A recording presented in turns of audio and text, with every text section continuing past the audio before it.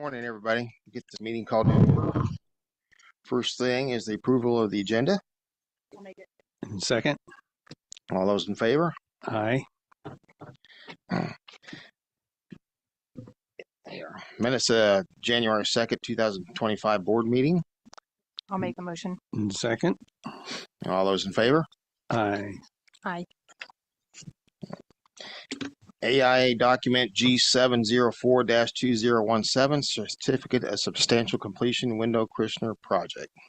I'll make the motion. Second. Brad here. Anything you want to say on the windows? You? Okay. You weren't part of that. Okay.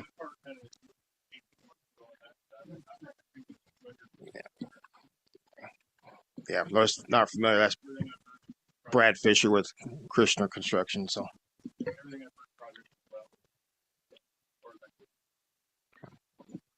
all right, we have first and a second. All those in favor? Aye.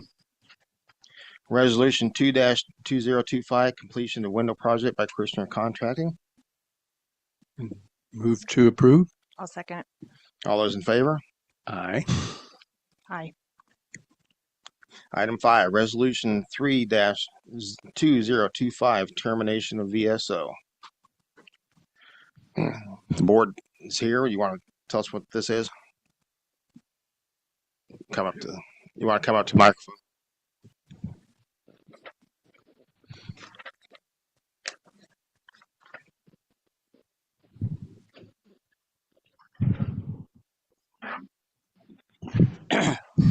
We voted in meeting last week to terminate the VSO for numerous items.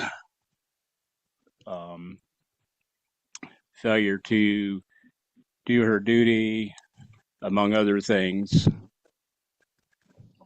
We had a meeting yesterday, our regular meeting. We had the VSO, that is the president of the state VSO organization, and 3 other VSOs from other counties came in into her office, and they were appalled at what they found. They said they had never seen an office in such disarray. They said that the files that they found for 2024, they could not find any in a file cabinet. They were all in boxes under the VSO's desk. Gross violation of HIPAA. Okay. And that's just part of it. They don't even know how many more times they're going to have to come back to get things straightened out. All right. Did you get a written report from them? Can you get one? Did we? Not yet. No, we can. You will get one. We can. Okay. Brian, you're on that board. Was anything to add? Yes, that seems to be the case. I think he summarized it well. We did have an attorney involved with the process that we went through. And so based on Iowa code, I think the procedures were followed that needed to be. Very well. Any other comments from anybody? Yeah. Okay. Rick, if you want to. Have you signed in yet? Sign in real quick there then. Have you sit down the microphone and state your name?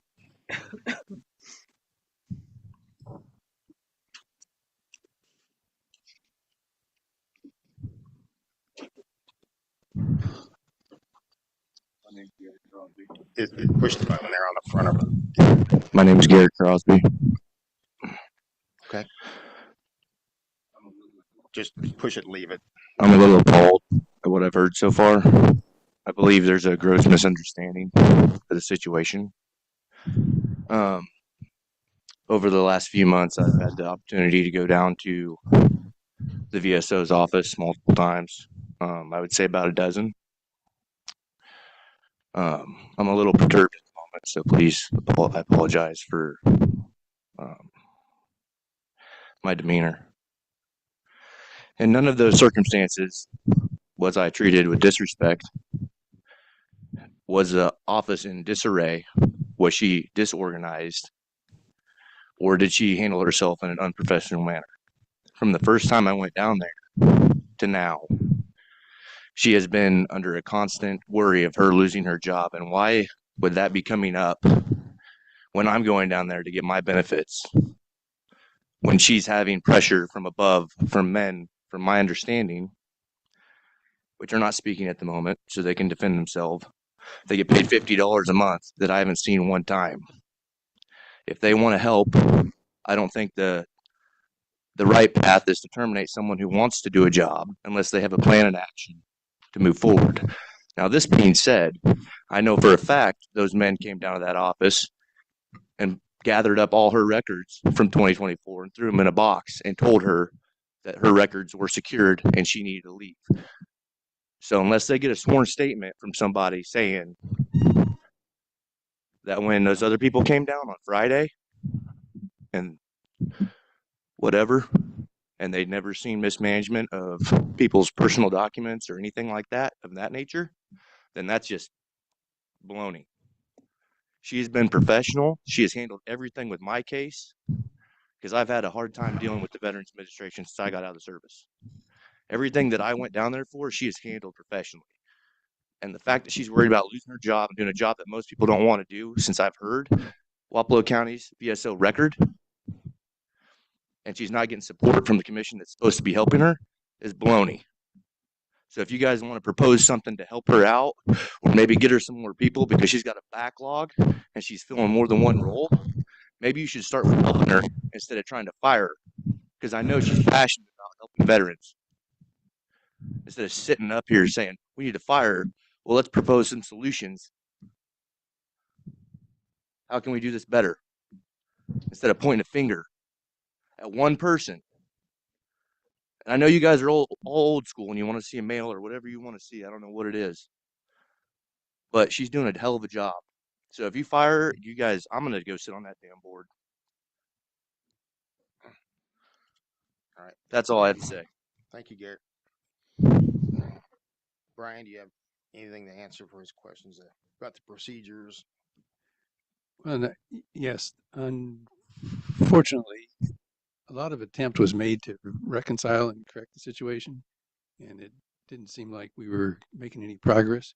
And I, for one, spent extra time devoted to reconciling things. And we do know that there was a lot of good that did occur. There's no doubt about that. But when we weigh all of it together, I think this is a way to proceed at this point. Anybody else comment? Have you signed in yet? Okay, there's a sheet there to sign in. So.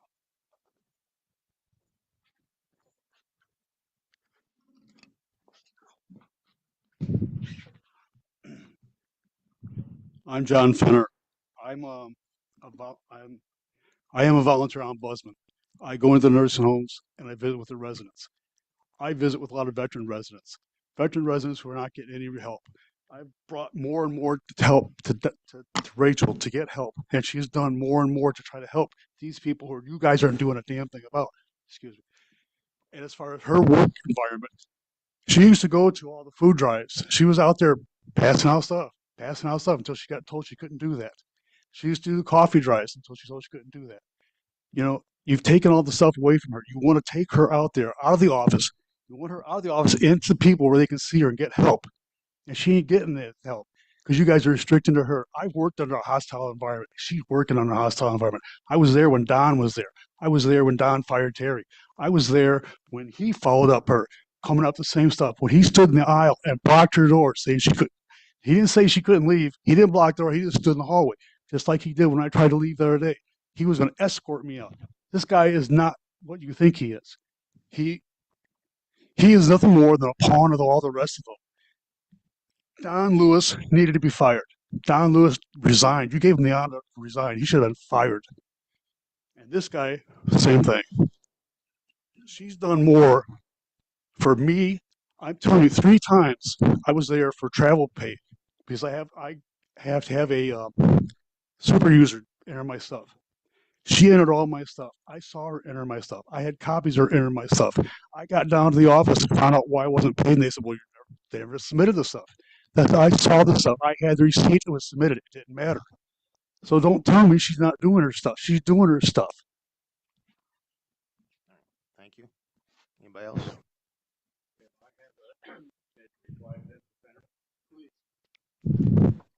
Yep, you have a minute.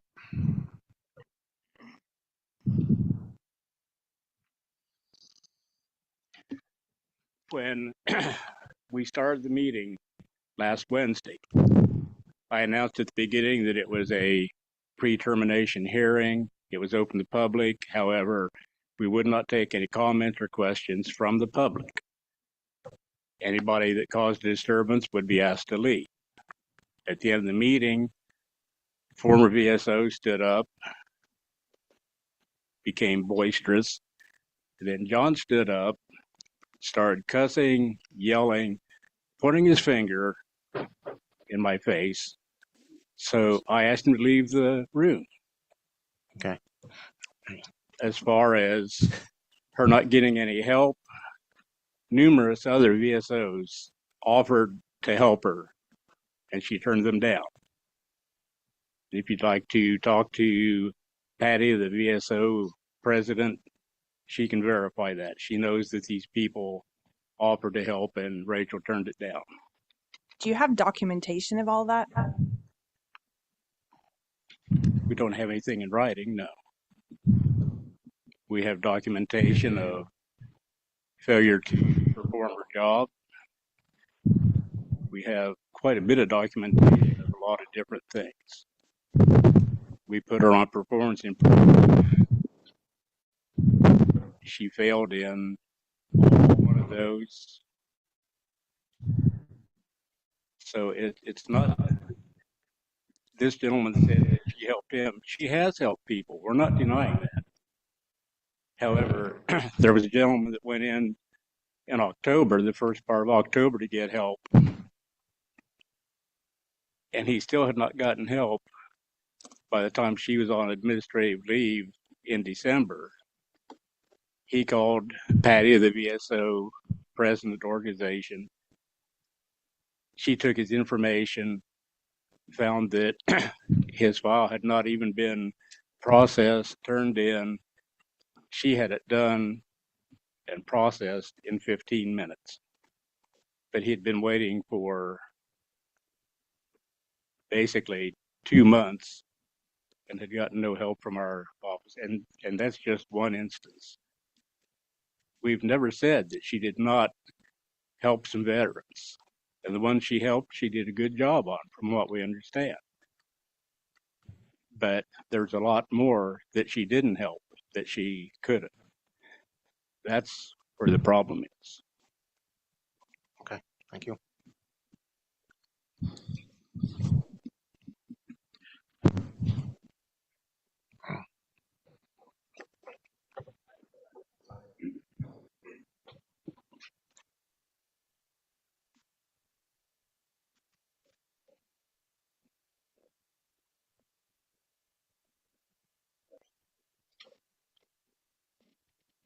Yeah, it's on there.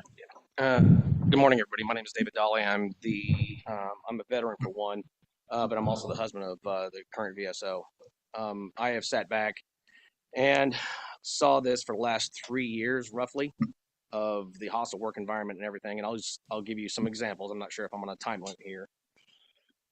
During the PIP that Rick Hensley said that she was under, part of the PIP instructions were to call every single veteran every single week and give them an update on their case. Plus, they meaning the commission, they wanted a log of every single form that was ever filed on every single veteran. They wanted, like I said, an update, a phone call, a text, an email, whatever, for every single veteran, every case that had an open case. Currently, the VSO sees 159 people a month, and that's just her. Having an assistant, I found out, is based off county size, right? And so this county is roughly 35,000, off by a couple, 3,000 probably. Story County, we had Story County has 99,000 people, 3 times the size roughly of this county. Yet they have an assistant. And during RAGBRAI of 2024, we had Brett McLean over at the house with a couple of his buddies doing a RAGBRAI and fed him spaghetti dinner and whatnot. But I asked him, I said, hey, how many people do you see a month? He says anywhere, or how many people do you see a week? He said 3 to 6. That's anywhere from, do the math, right? How many people? It's not many. No. So anywhere from 15 to 30 people a week. And Rachel's seeing 23 a day. And then they wanted her on top of all of this to do that. She's only one person. She's so backlogged, plus the backlog of the last 10 years. The PIP, part of the PIP was so egregiously unattainable. And just clarify, would you, so people know what PIP Sorry, is? Performance Improvement Plan. Rachel was issued one on the 25th of November, I believe. That was not put into her permanent record. And if it was, I haven't seen it. There's a lot of other things that are going on in there. Just the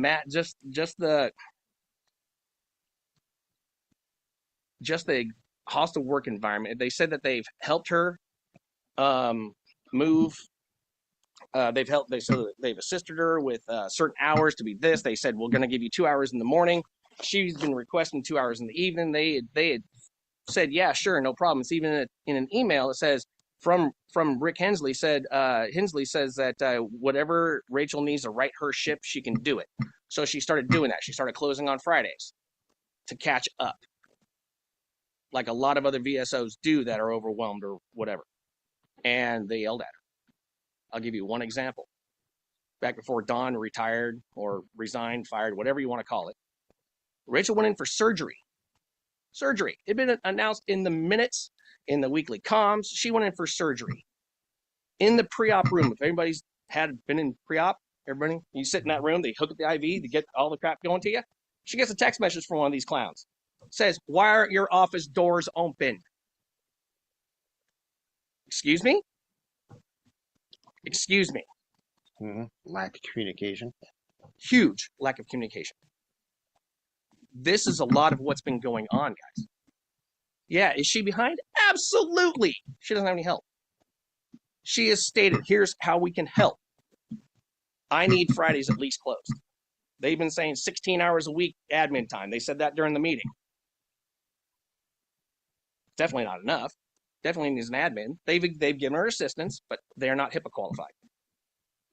And we all know if there's enough veterans in this damn town, you start talking to a person that's qualified, even if you don't know, you call a number that people on the other end are supposed to be qualified, you're going to start rattling off all your problems. I know I do. Before they can do it, whoa, hey, I'm not qualified to even talk on that. I'll get you somebody who is.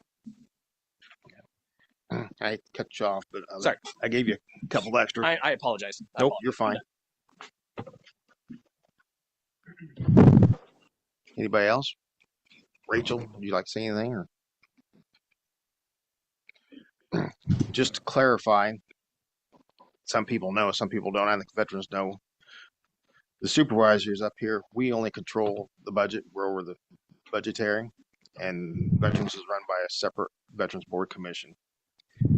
So they had to follow certain guidelines, of course, in collation with laws. And that was one they made sure they contacted the attorney in Des Moines and followed those. And I know it's been several months ago, I came and talked about giving them extra time to catch up too. So, and I think they did at first, and then I think they took that away, but I don't know if it ever came back, but I say that's not my board to be over. You have anything else, Brian? I don't. I know this is all new to you. It is new, Your but I'd second like to meeting, see so. the documentation, like in her file. That's what I'd like to see. Sorry, I think it's still here, but it's still on. We have at the house, we have a file with all the proper documentation that needs to be put in her thing. Sorry, this won't take 30 seconds. During the PIP, Eric Livingston requested Eric Livingston, one of the chairs, one of the commissioners, requested a feedback report. She wrote one, emailed it to him, right? And all of this had started coming around when the county started having IT problems. Well, the county's been having IT problems. I'm an IT geek. I apologize. So when she sent the feedback report, Eric did respond to it, but it wasn't to her Gmail. It was back to my email because mine's secured. In the feedback report, she asked, crap, I just can't remember. I apologize. That's part of my brain damage. It was important too. I promise. Oh, that feedback report. Yes, it was. Thank you. That feedback report at the top of it says, "I request." Everybody's there. I request that this report be put in my permanent record. It's not in there. Even the last email, the pre-termination email that she read at the letter, it's not in her permanent file. But yet these bogus reprimands in big giant 25 font that looks like it was written by a 7-year-old is in her permanent record. And a lot of those are not signed. Why? Because her name is misspelled. She's not going to sign anything that. Would you sign anything with your name misspelled on it that's supposed to be an official document? No. But yet they crammed it down the people's throats to put it in their file. And that's a load of crap. Okay. Any other comment? Okay. Well, like I said, unfortunately, we don't have any governing control over hiring, firing, who they appoint. But we have to go over this termination of VSO. So it's on the agenda. Do we have a motion to resolution? And I'll make that motion. I'll second it since we can't go over the board. All those in favor? Aye. This resolution is carried out. Amendment to Wapello County Secondary Road, CFYP. Brad?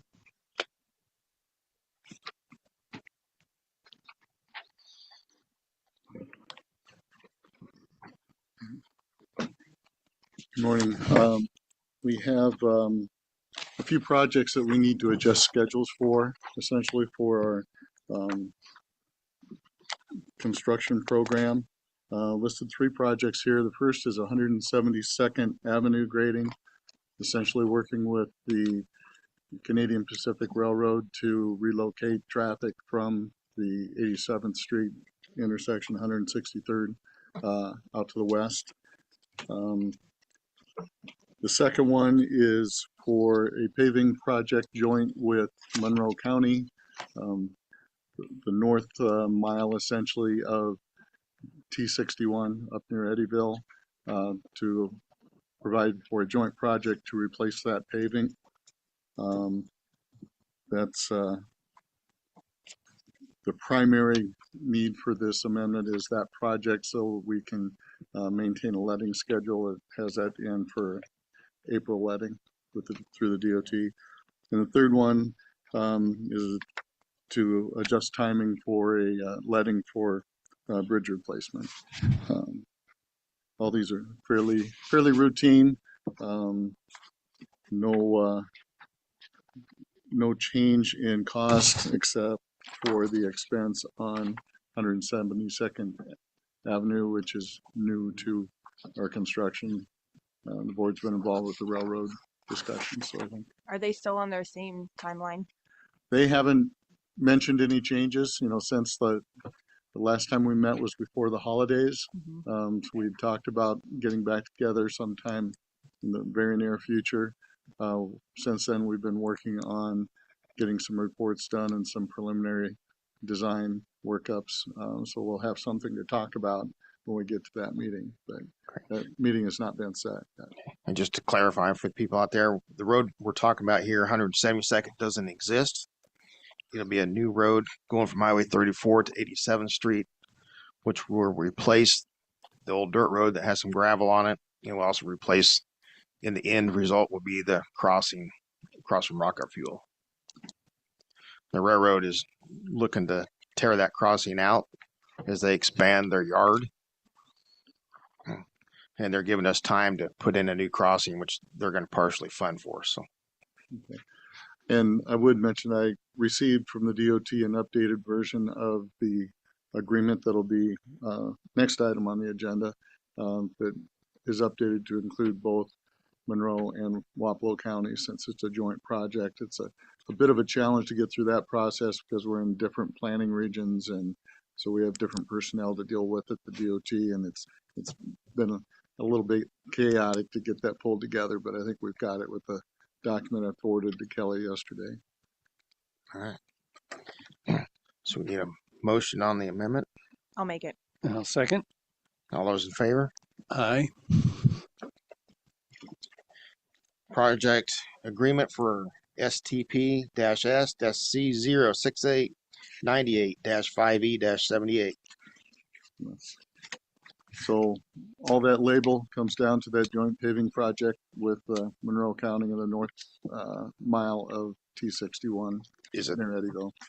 Is that the stretch from Blakesburg to 34 or the north side? That would be north up to 163, just south of 163. So just that 1 mile. Is that 1 mile? Motion to approve. I'll I'll make it. move to approve. I'll second. All those in favor? Aye. 8, appointment to Veterans Affairs Commission. Brian? At the meeting yesterday, the commission voted to submit to us 2 names to put on the commission. And those names are,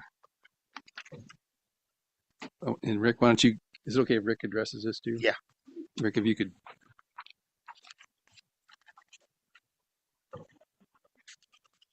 First one is Deb Fenton Rowe. The other is Cindy Paris. Yes. And could you comment on their qualifications? Deb was on the commission previously. She resigned for personal reasons earlier. She's been involved with the Veterans Food Distribution ever since its inception. She and former committee person Don Lewis are working on the Veterans Honor Flight to Washington that'll be taking place twice this spring and fall. She has continued to be a proponent for veterans, even though she was not on the committee. Cindy is a new, obviously they're both veterans since that's a requirement. Cindy was an E6 in the Army, quite a bit of administrative background, and we felt that they were both very qualified candidates. What's the term on these? 3 year or 4 or 5? They will fill out the 2 vacancies we had. I'm not sure right off the top of my head how long that will be. But they'll fill out the vacancies and then it'll be up for renewal. Okay. Motion to approve. I'll move to approve. I'll second. Those in favor? Aye. Number 9, any other business? We have second quarter cash report from the auditor's office. Looks like $15. We need motions on these, is that right? Yes. Yeah, move to approve. I'll second. A report of fees collected and dispersed second quarter 2024-25 recorder's office. I know Lisa's in here. Did you want to say anything on that?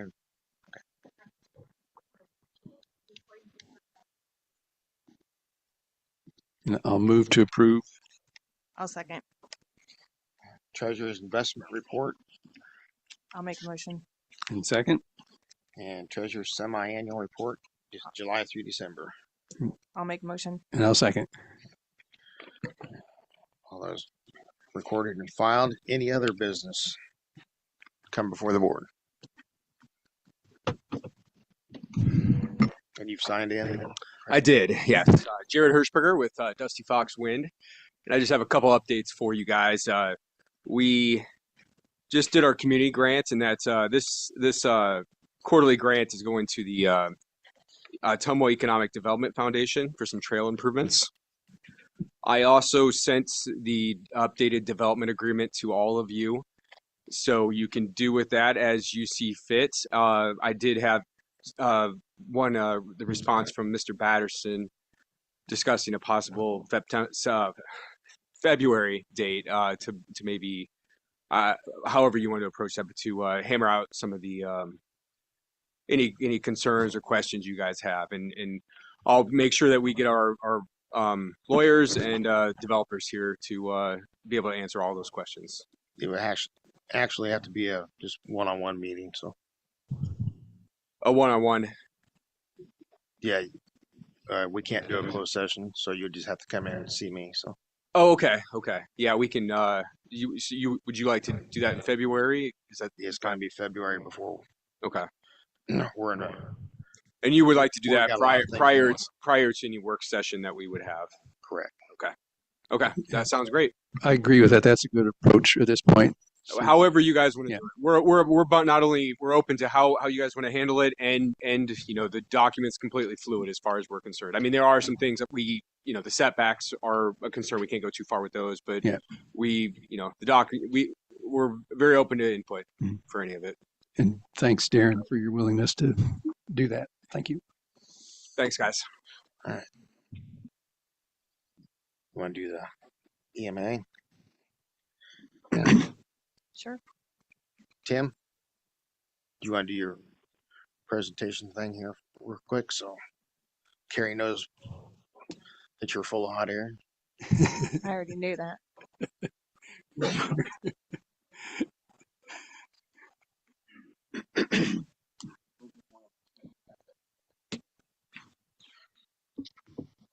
Thank you.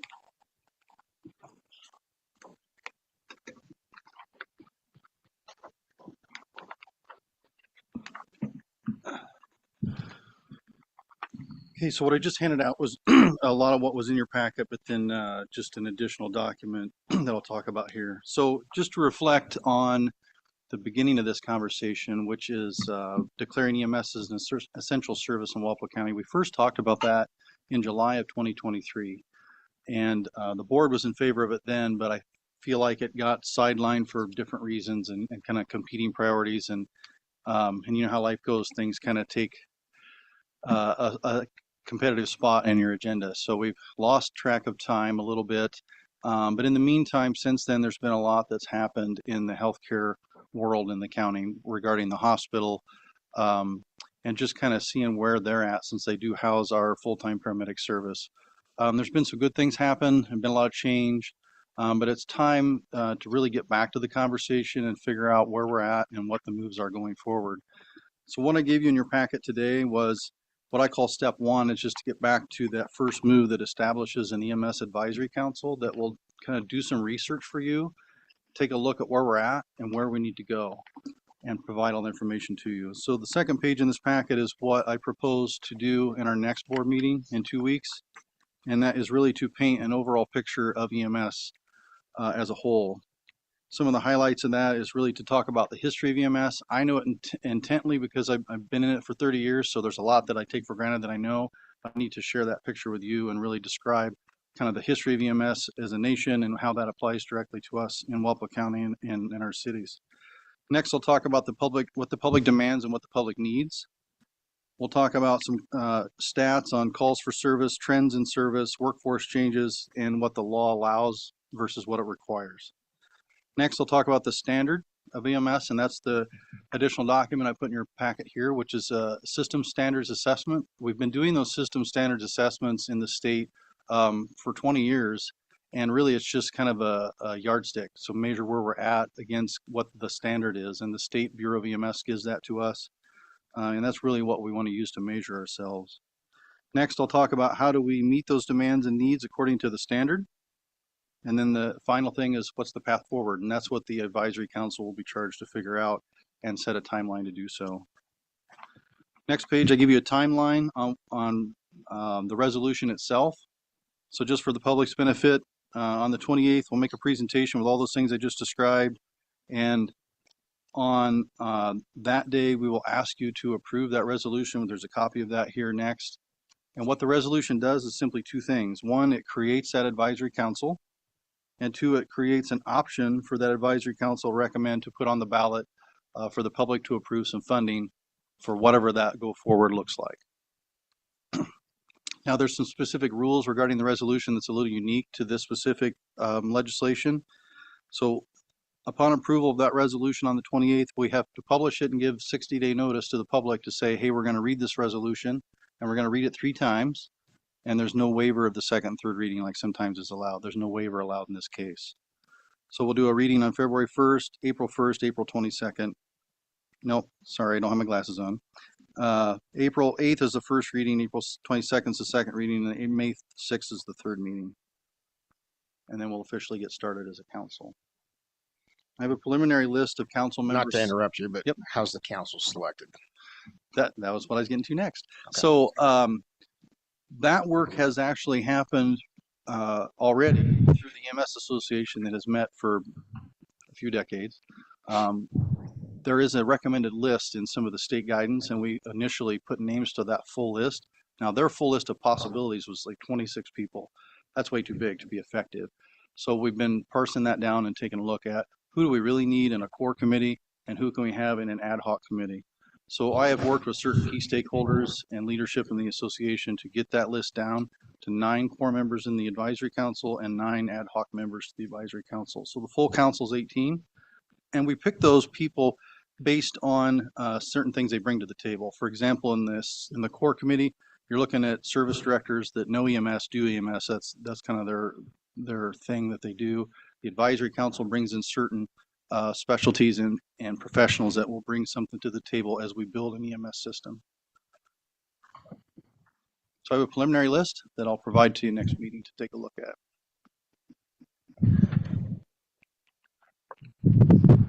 All right. Any questions, Carrie? I'll read this. I'll go through it if I have any questions. Yes, please send me notes, questions, any question at all. At this juncture, we're just looking to establish that board of professionals that will be your advisors. Okay. And then the next meeting is the first step in getting the resolution. So. Yep. And then are we agreeing to put it on the agenda for the January 28th meeting? I think that's what we need to do. So.